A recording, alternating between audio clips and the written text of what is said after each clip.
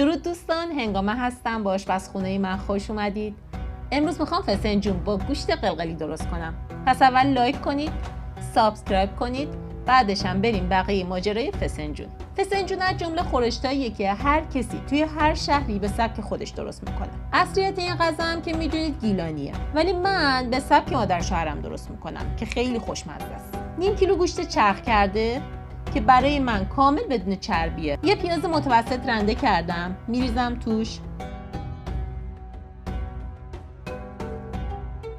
یه قاشق چایخوری نمک، نصف قاشق چایخوری زردچوبه و نصف قاشق چایخوری هم فلفل سیاه میزنم بهش. حسابی ورز میدم.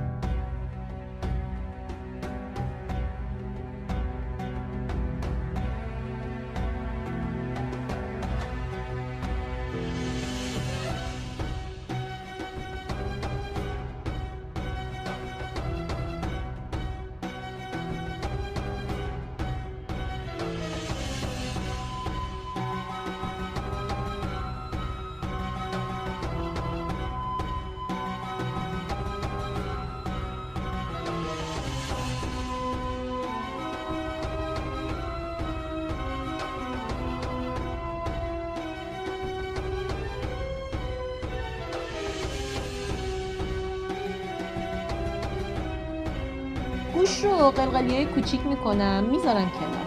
دستم هم یه موقعی مرطوب میکنم که مواد به دستم نچسبه.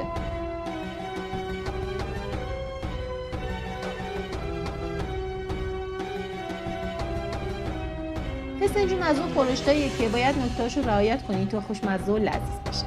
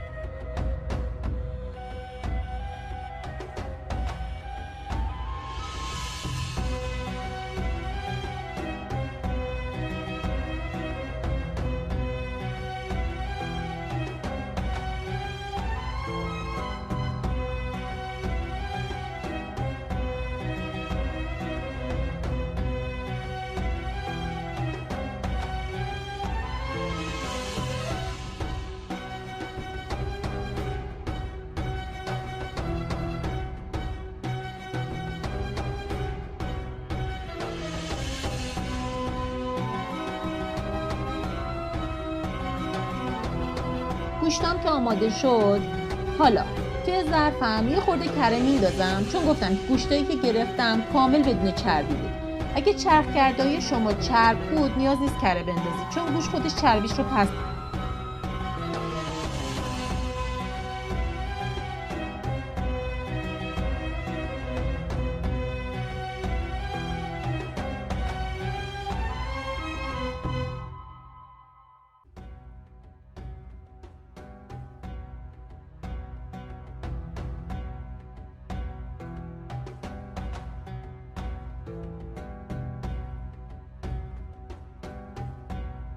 بعد قلقلی‌ها رو میریزم توش.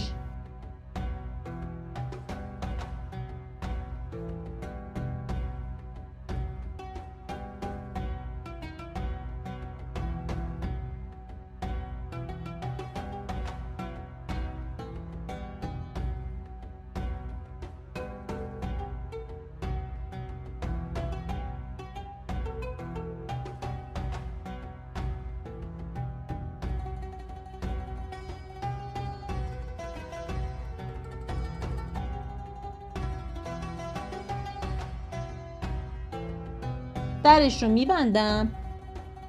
اینم از آبلبوهای دلبر که از فریزر درش آوردم. یه قالبش رو در میارم برای روی برنج. همیشه که قرار نیست از زعفران استفاده کنیم برای دیزاین پلومون. واقعا مثل الماس میدرخشن، خیلی خوشگلن.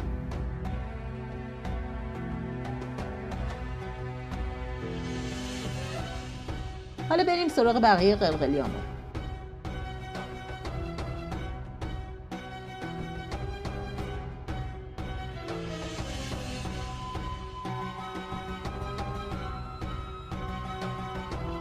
بعد از اینکه آب انداخت و آبش کشیده شد و یه خورده تفت داده شد، جمعش میکنم.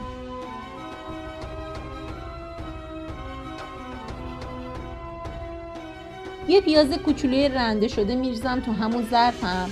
بهش هم هیچ روغنی اضافه نمی کنم. با همون روغن گوشت که یه کوچولو تفتش میدم.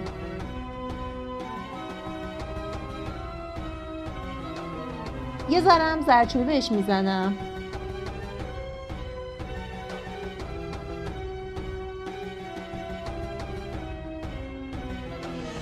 بعد 250 گرم گردو آسیاب شده رو بهش اضافه میکنم. حالا اینجا دوباره یه نکته بگم. من گردوم رو درشت آسیاب کردم. اگه میخوای فسنجونتون خیلی روغن بندازه حتما باید بیشتر آسیاب کنید گردوهاتون. این خیلی مهمه. من ترجیح میدم گردوها زیر دندون بره. با پیاز گردوها رو تفت میدم تا رنگ گردوها تغییر کنه و بوی خامیش گرفته بشه. بوش بلند میشه، خودتون متوجه میشید. نگاه کنید رنگش تغییر میکرده. تقریبا 3.5 لیوان بهش آب اضافه کردم.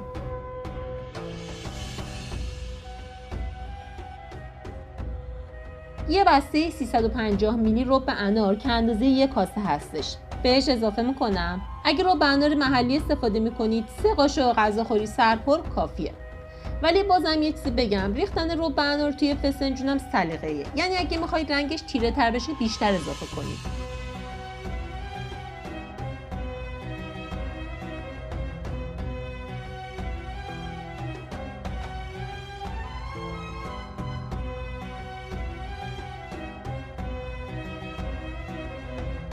یه قاشق چایخوری نمک، 2 تا قاشق غذاخوری شکر بهش اضافه میکنم.